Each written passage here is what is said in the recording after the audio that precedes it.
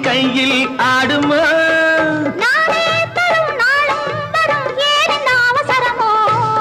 பச்சை கிளி முத்துச்சரம் முல்லை கொடி யாரோ பாவை என்னும் பேரில் வரும் தேவன் மகனி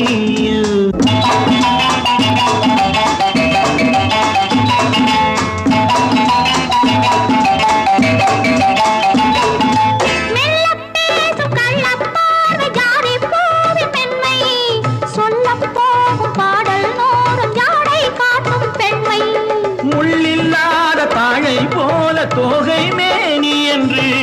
அள்ளும் போது மேலும் கீழும் ஆடும் ஆசை உண்டு